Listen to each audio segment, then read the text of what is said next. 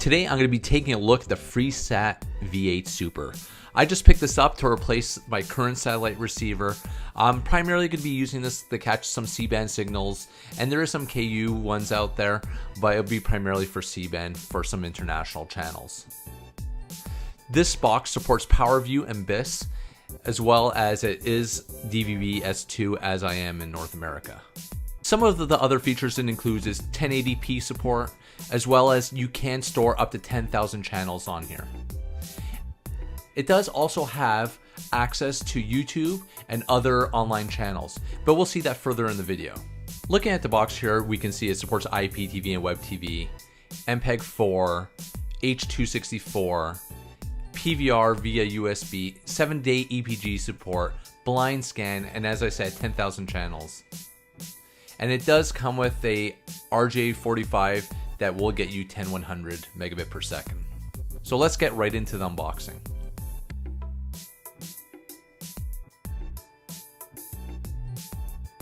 So here we obviously have the manual, and this will just go through how to set up. I'll just throw this aside.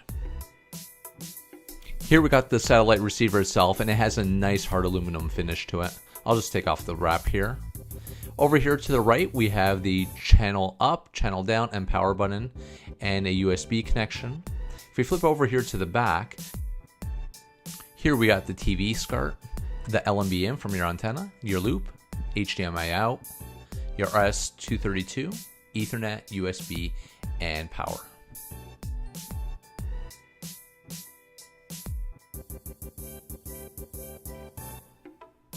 Here we have the power cord. Here we have the HDMI cable. And lastly, here we have the remote. And unfortunately, it doesn't come with any batteries, but that's no big deal. But it does seem like it's a quality remote, not like the usual cheap ones that come with the satellite receivers. So now I'm going to go right into the box, and we're going to see how it performs and how the interface looks like. Okay, so here we are at the home screen for the Freesat receiver. And right from the get-go, the main option here is the satellite options. And the first setting is your satellite list. And when you click on that, it just gives you a list of the current satellites in there. And if you don't see your satellite in there, you can just hit the red button and choose add, like so. Give it a name, enter its longitude, the LNB frequency, dissect settings, etc.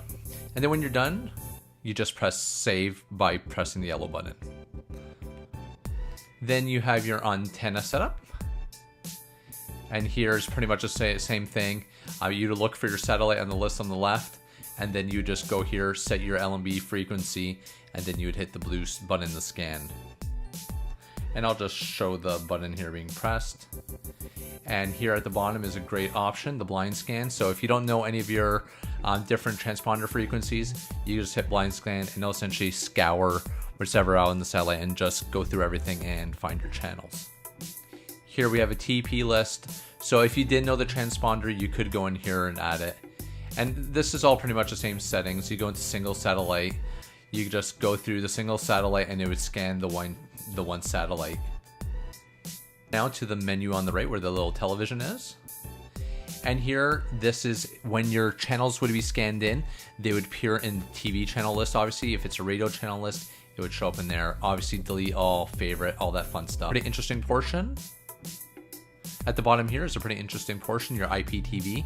And it does come in with its own set of IPTV channels. So if you just click on Freesat,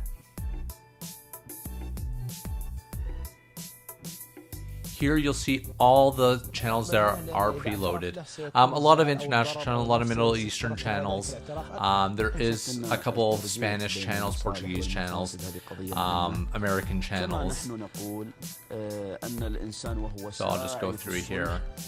And here, for example, this is a Portuguese channel, RTP I America. Click on that. And there you go, it's playing it.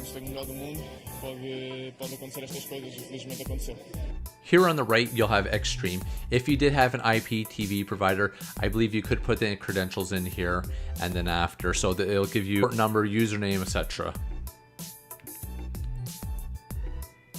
I'll just close out of this.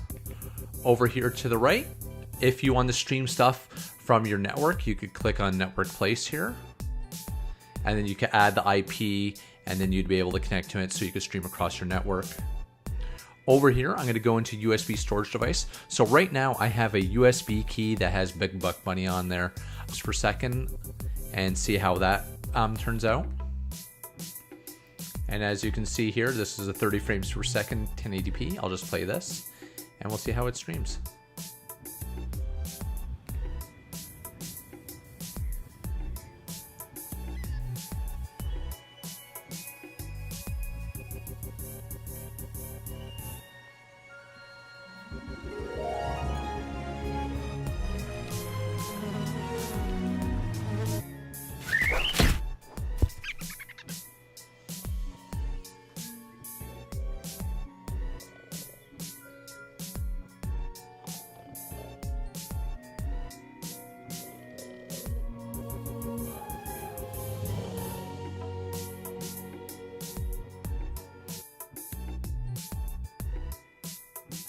So I'll just close out of that now.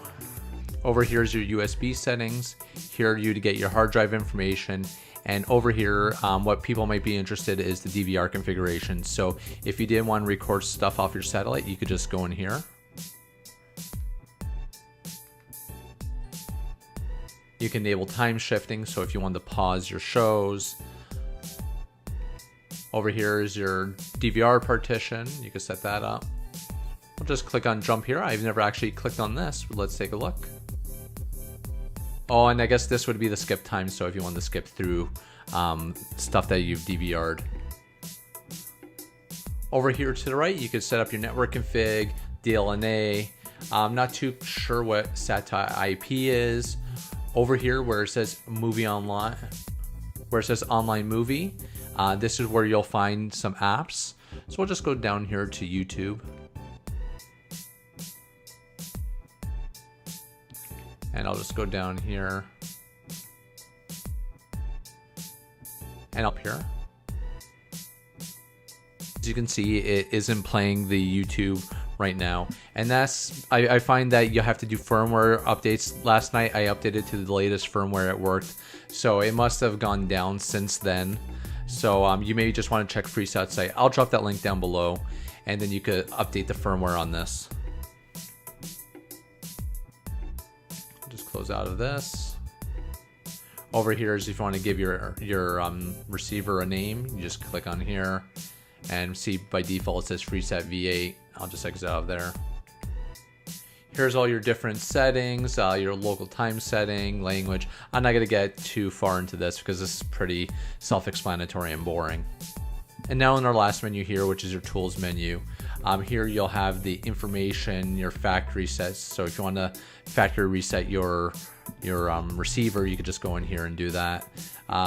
Network upgrade. I was actually trying to do that. When you click on it, it does have the Freesat information in here, but it doesn't actually update from here because the password is wrong, or the username. So what you'll most likely have to do is go to Freesat's website, copy the firmware onto a USB key and pop it in, and that's what I did. So if you do want to upgrade your firmware, all you need to do is you go to USB upgrade, and then after, by default, it finds the upgrade file that's on your USB key. So right now I do have a USB key in there, and it is loaded with the V8 Super bin. And then all you need to do is hit start. It'll go through this process, and then after it'll reboot on you. Over here is if you want to make a backup right before you upgrade your receiver. And the last option here is record. So if you want to set a timer to record on a particular transponder or satellite, you'd go in here and set your start time. Okay, so this is where I'm going to end the video. I hope you guys enjoyed. If you guys have any questions at all, drop them down below. I'll be sure to answer them if I have the answer, obviously. So please like, subscribe, and share if you can, and I'll see you on the next one. Thanks.